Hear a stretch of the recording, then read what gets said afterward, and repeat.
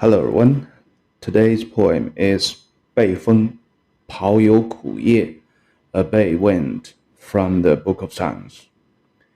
There's a very interesting story about this poem in the history book Zuozhuan, a very famous history book written some 2,500 years before us. The story is about a war, a coalition army invaded the Qin state. The coalition army was grouped by the armies from several different states. And when they get to the riverside, the Jing riverside, they all stayed there, hesitated. Nobody make a move. Nobody cross river. Anyhow, only unless they cross the river, they could have the combat. They could attack the Qin state, attack the Qin army. So the a senior officer from the Jin state was the big boss of this coalition army. So the senior officer from the Jin state, he paid a visit to another army from the Lu state, one of the troops in this coalition army. And they have some of the discussions about the situation, about the future plans. The general of the Lu state, of the army from the Lu state, he replied with this poem. So he didn't tell his plan. He didn't tell what I'm going to do, and he didn't give a review of the status quo. He just recite this poem. And after that, the meeting is over. And then the senior officer of the Jin state, he returned to the big boss, the general of the coalition army. And he said, a good news, the army of the Lu state, they will cross the river very soon. And they are determined to cross the river. So why he interpreted this poem as a dedication to cross the river? Let's see. The first paragraph. 匏有苦叶，匏有深色。The leaves of the gourd taste bitterly, and the Ji river is so deep to cross. So the gourd is a very frequent, daily food in the summer season, and in the spring season, the ancient Chinese tend to eat the leaves, but when it grows into the autumn's time, the leaves is so bitterly, and nobody will never eat it anymore. So here, first thing first, the gourd tell us the timing. It's the autumn's time. The leaves of the gourd tends to be bitterly. And the second, 既有深色, the Ji river is so deep to cross. It tells us the place. The poet was at the riverside of the Ji river. So a second thought, this poem was a Bei Wind. So we can see the map here. The Bei Wind is basically the Anyang city today, somewhere around the Anyang city today. So he had come a long way down to the south to the Ji River. So in that time, the Ji River, the riverbed is the Yellow River today. And the Yellow River in that time basically is much north, just like the map. So basically, in the ancient China, the 4 main rivers is the Yellow River, the Ji River, the Huai River, the Yangtze River. So when this poet has get to this place, he already crossed the big river of Yellow River already. And he was at the side. He was about to cross the second big wide river, the Ji River. And you just imagine in that time, that's a very, very long and hard way for the ancient Chinese. Just like we traveled cross-continent on feet, or maybe on your drive by yourself, not by plane, not by train. So it's a very, very hard and very difficult, very long journey in those times. 深则利，浅则接. When the river getting very, very deep, it's so dangerous. When the river is getting shallow or maybe dry out, it's not a good thing as well. So here, the second pair of sentence actually is telling the poet is wondering here. It's so dangerous here. And anyhow, if it's getting shallow, if it's getting dry out, it's also a very, very bad thing. So here it's just the poet was signing that it's all by the heavens. In different seasons, this river changes, varies so much. In the autumn season, the river, the water was of the most abundant. The river was with the most deep. And maybe in the winter, in the springtime, the river is getting shallow or maybe sometimes dry out. So that's all by the heavens' sake. And the heavens is the fundamental, is the ultimate driver to everything. And we will see this meaning in the later paragraphs. And also, this feeling corresponds to the first sentence, 匏有苦叶. The gourd, the seed of the gourd, normally was used as the vessel, as a big spoon, but it was also used as to cross the river. So the people will tie up the gourd around the waist when they cross the deep river. That's the ancient Chinese style swimming ring.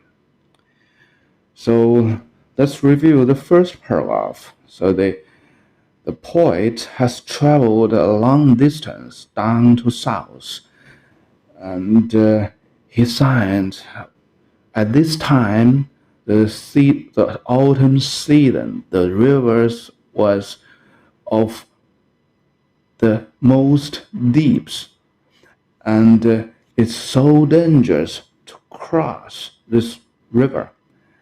And I have my gourd, I have the tools to cross this deep, dangerous river. And also, he has implied that the heaven, the God, has made the nature, the world, will rise so much in different seasons, in different times. As a wise man, we should be very careful. We should watch out for the power, for the mandate of heaven. The second paragraph. 有弥既盈，有杳至明. The Ji River was abundant of rivers. The river looks like it's almost overflown. And the bird was singing in a very some way. So let's look at the characters. Ji refers to the Ji River. The location is the Yellow River today. Ying is full. Mi means overflow. Zhi is the pheasant bird. So the pheasant bird was singing, and Yu Yao is describing the status quo, just like the previous sentence. 有弥既盈. The Ji River was full of water, and the status is look like it's overflow. So anyhow, we don't know exactly what that this character means, Yao, but you know it's describing the bird was singing some way. It's about the status of this pheasant bird. Okay, the next sentence. 既盈不如鬼，至明求其母. When the Ji River was full of water, was flooded water, we don't let our well get wet. And the pheasant bird singing is for the sake to find her partner, find the male pheasant. So the second paragraph basically is describing the status quo. Still at the riverside, and the poet heard the pheasant bird singing. Apparently, the female pheasant bird was singing, and that's for the purpose to encounter, to find her partner, to find a male pheasant bird as her partner. Just like the poet, we will see it very quickly. So basically, here it has a strong implication that the poet was something about to find his partner or her partner. So far, we don't know it's a he or it's a she. To cross a river is a very, very strong and obvious metaphor to do something successfully. So here it described the poet is still with its intelligence. He was not blinded by the love. When he want to make the engagement, to propose to a girl with very, very strong feelings, normally a normal man very easily could be blinded. But he still noticed that we should be cautious with the danger in front of us, and he even don't want to wet his feet, to make his chariot wet. So the second paragraph basically reflected a very nice guy or not very nice girl. He or she was so eager to find the partner like the pheasant bird. So he was in an excellent balance between the favor or between the blindness in a love with the intelligence. So he was in an excellent balance. The third paragraph. 庸庸明艳，旭日始旦. The swine was singing crowdedly, and the sun just go up the horizon. So be careful. A second bird appeared here, the swine, right? Or the goose. So the goose was believed as a masculine bird because it was always with the sun. In the autumn's time, he follows the sun flying to the south. And in the springtime, he follows the sun fly to the north from the south. So he was always with the sun. The sun is the most masculine, is the most positive creatures in the ancient Chinese mind. So here, the goose has a very, very strong implication that it refers to a male, a man. And we can imagine that as the riverside, the sun goes up another day. So they stayed at the riverside for a night, for a couple of nights, we don't know, at least one night. And they see the next day, they see the sun goes up, and there's a bunch of goose, which implies he was with a bunch of buddies, with a bunch of companies.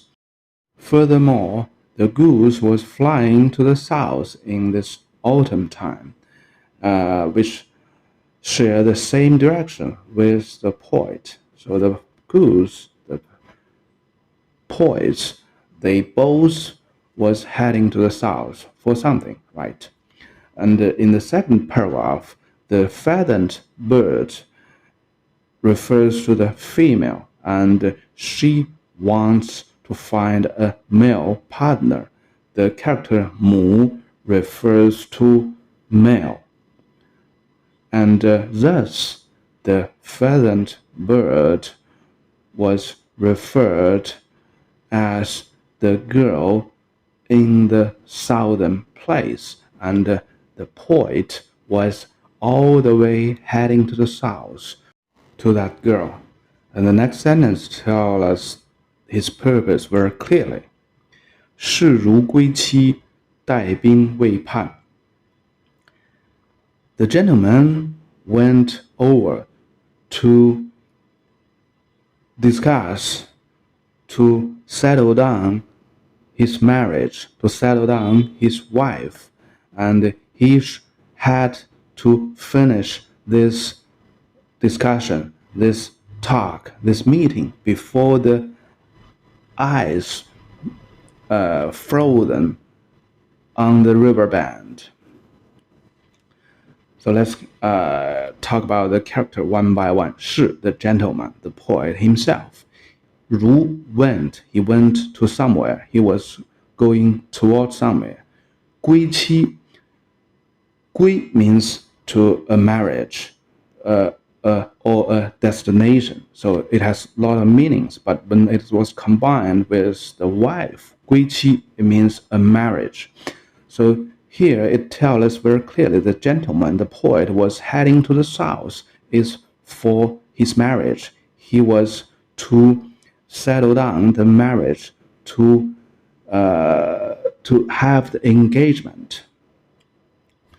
And this is a very, very typical social rules, especially started in the Zhou dynasty. So the marriage has a lot of round. The first round, the boy's family send someone to the girl's family. They have a several round discussion if this marriage is okay or not.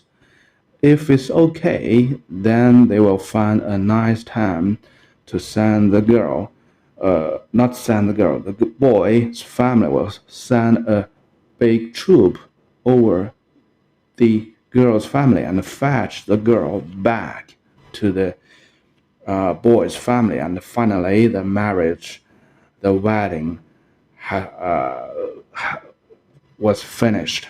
Finally, the marriage has been made. So that's the way. So this poem basically is telling us the first stage. The boy's family was sending a troop over to the girl's family, and maybe the bridegroom was in this poem, or maybe he was the poet. That's why this poem was lovely and with a lot of uncertainty. He was a little bit upset, of course, and he wanted to show his quality. Even his heart was full of love, full of blandness, I should say. But he said, I am with all the consciousness. I know I'm with all the intelligence with me, because the river is so dangerous. I should find the right way to cross the river. I won't even let my chariot, let my feet get wet in this big river. The sentence 带兵未判, pan normally refers to the river bound, and here it refers that the river bound of ice. So 带兵未办, he tells us very clearly he wants to finish this task and get back to his home before the river was frozen with ice. Why the poet want to express the urgency? Maybe he want to express the urgency, or why he said, I should finish this task before the river get frozen. Or if my explanation is correct, I'm not quite sure. This sentence was explained in many ways through the history. So, and with a lot of reference to the code of conduct, to explain the time, to explain why he had to do this before the river get frozen, or in another sense, before the ice was melted, because 带兵未判, it could either refers before the river was full of the ice, or it could also refer before the ice in the river was all melted, because the pine was refers to the bound of the river, or it has some meaning of half. So the ice was half in the river, could either referring to the early winter when the river was getting to start to frozen. The ice was always frozen from the river bound and gradually into the center of the river. And when the ice in the river was melted, it's melted in the river center firstly, and then the river bound. So the 兵未判, it only refers that something didn't go beyond its half, frozen over the half, or melted over the half of the river. So that's the real explanation, and the real meaning is all subject to the background. The background of the tradition in that time, the background of how the marriage or this engagement was supposed in the what season, or so there's a lot of things, a lot of backgrounds, but today we are not quite sure about all those backgrounds. So just by the wording, from the surface of the wording, we still have a lot of things not quite clear. It could be explained either way or many ways. Okay, the last sentence is very lovely. We can feel the atmosphere. Let's see. 朝朝舟子，人设昂匹. So I summoned the boatman, the ferryman. So apparently this is a port here, and there is a shuttles. So he summoned the ferry to come over to fetch them. But other people, they all crossed with the ferry boat, but I didn't. 人设昂匹, ang is I, is me. It's a very ancient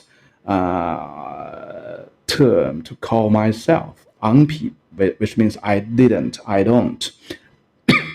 人设 means the other people, they go across. And from the third paragraph, we know the poet paralleled him as the goose, and by the singing of the goose, we know it's a bunch of goose. So that means there's a bunch of people accompanied with the poet. So there's a big troop in this poem. So you can imagine it's very busy and a little bit mass at this port when they cross the river by the ferry. Okay, the last sentence, 人设昂匹，昂须我有. All other people, they crossed the river. But I didn't, because I'm waiting for my buddies. So that's the poem. That's the last paragraph. It's very, very lovely, with a little joking, very positive feelings. So, well, imagine that this troop is a big troop, because when they want to make an engagement, they had to prepare a lot of gifts to the girl's family. Also, they need different type of people. Someone was very good of persuading. Someone was very good at writing. Someone was very good at writers. Someone was very good at the decorations, because they should wear their formal uniforms in this very serious, decent situation when talking about a marriage between two families. So this should be a very big troop, a long troop. So at this big river with several ferries, it may take several days to cross the full troops of this big river. So the poet apparently is a small boss, or maybe the big boss of this troop. So he summoned the ferry, but he sent the rest of people across the river, but he still was staying here, waiting all other troops to come over along the road. So this poem is a very, very interesting story. It described a scenario, a snapshot at a riverband of Ji River, and the location is exactly the Yellow River today, somewhere in the Yellow River today. And this big troop was heading to the south to make an engagement with a girl. And there's a little bit chaos, and there's a little bit mess when they crossing this big, dangerous, wide Ji River. And from the wordings, we can see that the poet very likely is the boss of this troop, or maybe he is the bridegroom himself.